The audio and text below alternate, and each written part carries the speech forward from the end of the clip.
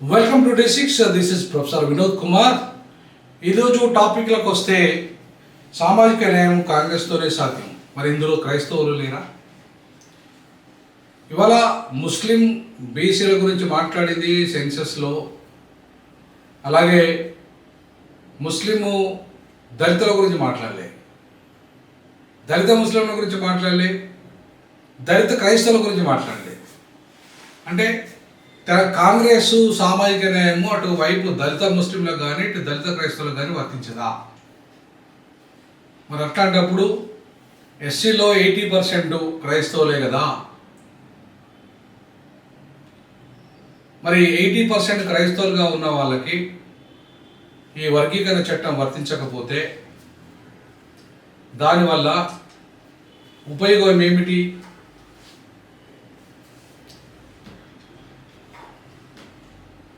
వర్గీకరణ చట్టం అనేది క్రైస్తవ సమాజానికి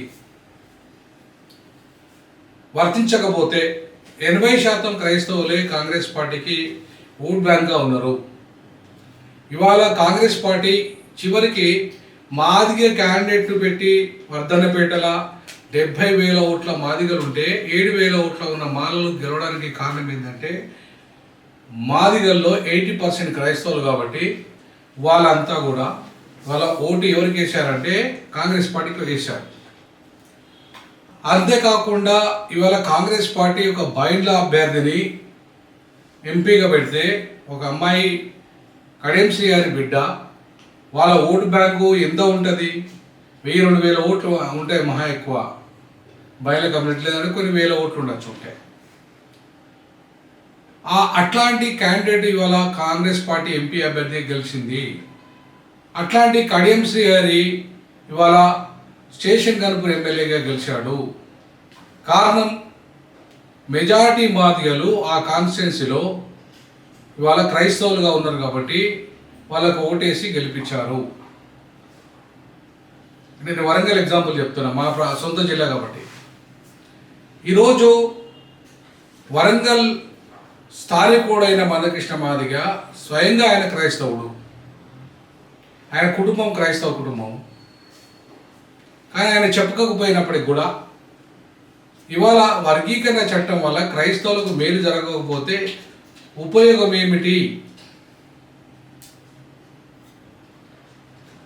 ఇవాళ రేపు కాంగ్రెస్ను భూస్థాపితం చేయడానికి ఇది ఒక ఆయుధంగా పనిచేయదా?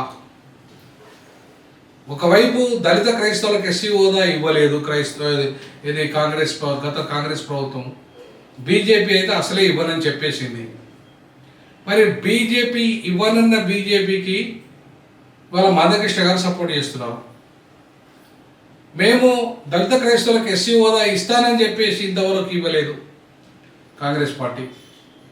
ఇప్పుడు కూడా ఇవ్వడానికి రెడీ కాలే. ఈ వర్గీకరణ చట్టంలో వాళ్ళ ఊసే లేదు, కుల గణాలలో వాళ్ళ ఊసే లేదు.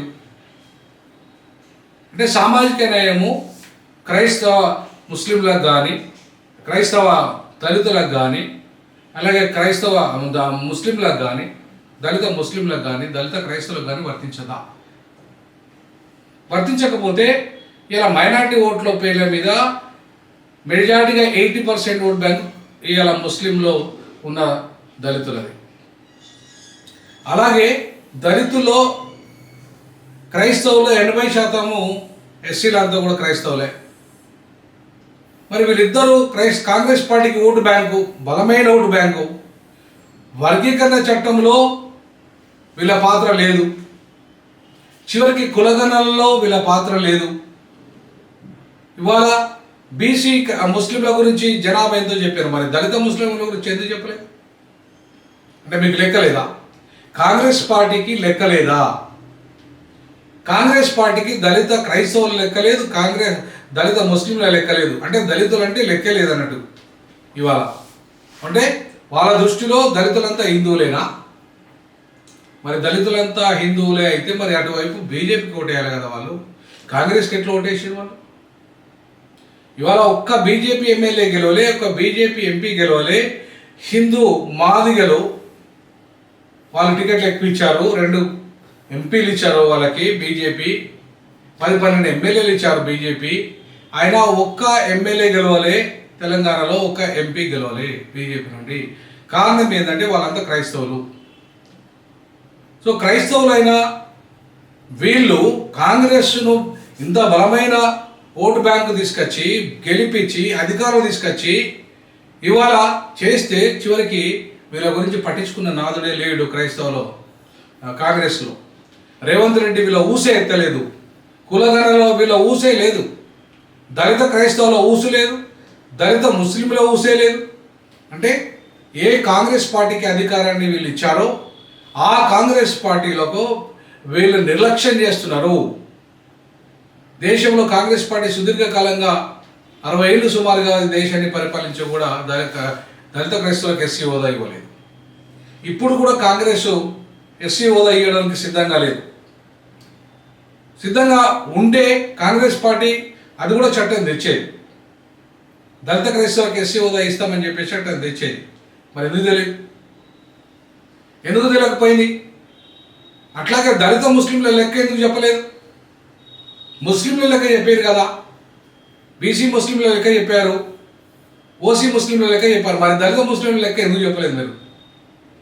అంటే మీకు దళిత ముస్లింలు కానీ దళిత క్రైస్తవులు కానీ మీకు ఓటేసి గెలిపించి మిమ్మల్ని అధికారం తీసుకొస్తే వీళ్ళిద్దరికీ ఊసు లేకుండా, వీళ్ళ గురించి చర్చ లేకుండా రేపు వీళ్ళ పరిస్థితి ఏంటి అంటే వీళ్ళు ఈ హిందూ వ్యవస్థలో అంటరాని వాళ్ళగానే ఉండాలి, వీళ్ళు ఇస్లాం తీసుకోవద్దు, వీళ్ళు క్రైస్తవ మతం తీసుకోవద్దు, వీళ్ళకి మత స్వేచ్ఛ ఉండద్దు.